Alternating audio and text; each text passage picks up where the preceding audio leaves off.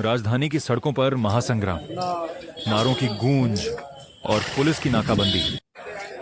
दिल्ली के जंतर मंतर पर हुए लाठीचार्ज की आग अब लखनऊ की सड़कों तक पहुंच चुकी है। उत्तर प्रदेश कांग्रेस अध्यक्ष अजय राय की अगुवाई में आज लखनऊ में ऐसा जन सैलाब उमड़ा कि प्रशासन के हाथ पांव फूल गए। हजारों की तादाद में सड़कों पर उतरे कांग्रेसी कार्यकर्ताओं ने साफ कर दिया कि वो पुलिस या डंडों के आगे अब झुकने वाले नहीं। लेकिन जैसे ही प्रदर्शनकारियों का यह तूफान आगे बढ़ा, पुलिस ने लोहे की भारी भरकम बैरिकेडिंग खड़ी कर दी। फिर क्या था, सड़कों पर छिड़ गई आर पार की जंग। बैरिकेड्स तोड़ने पर आमादा कांग्रेसी और रोकने में जुटी पुलिस। जबरदस्त धक्का मुक्की, तीखी नोकझोंक और चौतरफा अफरा-तफरी। माहौल को बेकाबू होते देख पुलिस ने तुरंत मोर्चा संभाला। प्रदेश अध्यक्ष अजय राय समेत सैकड़ों बड़े नेताओं और हजारों कार्यकर्ताओं को हिरासत में ले लिया गया। देखते ही देखते पूरी सड़क छावनी में तब्दील हो गई और सभी को बसों में भरकर सीधे इको गार्डन भेज दिया गया। हिरासत में लिए जाने के बाद अजय राय की ललकार जारी रही दमन कि यह राजनीति नहीं चलेगी। लड़ाई अब दिल्ली से लखनऊ तक लड़ी जाएगी। अब देखना यह है कि सड़क की इस जंग से उठी यह चिंगारी सत्ता के गलियारे में कितना बड़ा तूफान लाती है।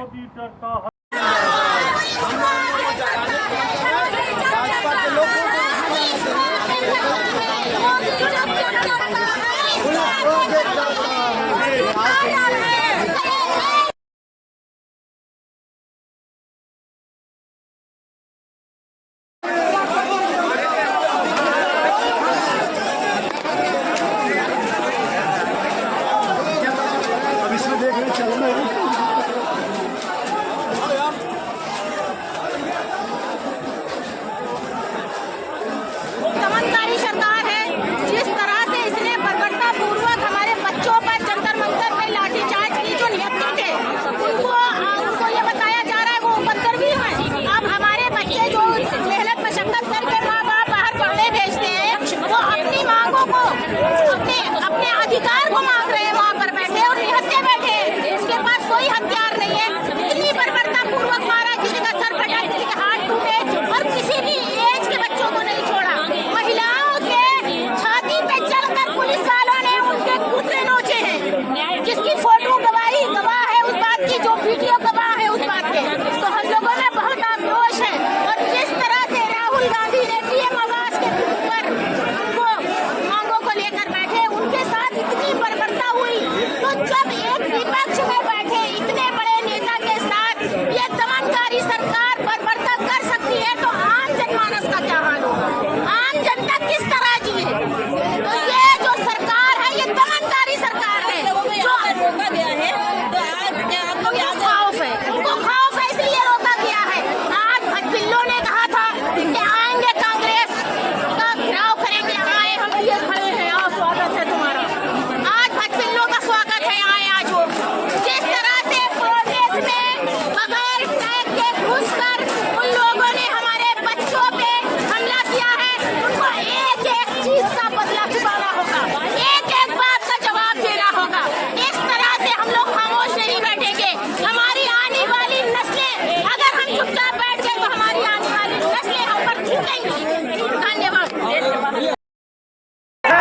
भाजपा के कांग्रेस ऑफिसर है, भाजपा के लोगों को पीएम और सीएम से बात करनी चाहिए कि देश के जो भविष्य छात्रों का बहुत खराब हो रहा है। आप वो वहाँ जाना चाहिए, उनको जगाना चाहिए। उनका काम आज हम लोग कर रहे हैं। हम लोग सीएम साहब के आवाज जा रहे हैं, उनको जो छिप के बैठे हैं जगाने का काम करना है कि आप देश के जो भविष्य हमारे छात्र हैं, उनका भविष्य खराब हो रहा है, उसके लिए आप लोग काम करिए। और जो जिम्मेदार है शिक्षा मंत्री, उसका तुरंत इस्तीफा लिया जाए, बर्खास्त किया जाए, नहीं तो इस सरकार जो मोदी जी और अमित शाह जी, इनका इस्तीफा मांगा जाए। हो रहा है, आपको वहाँ जाना चाहिए, उनको जगाना चाहिए।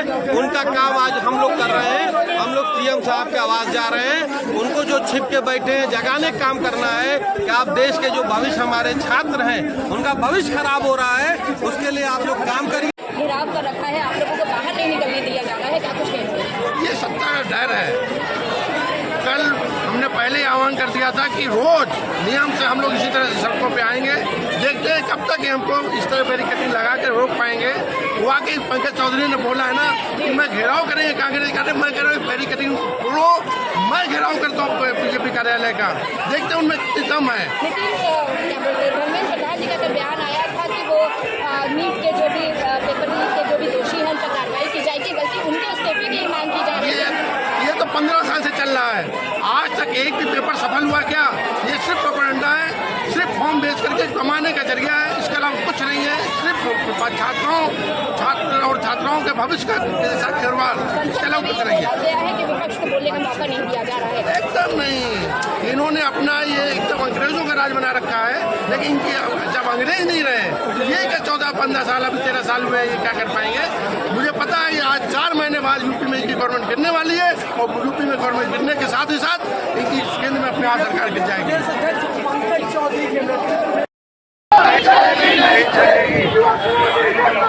नहीं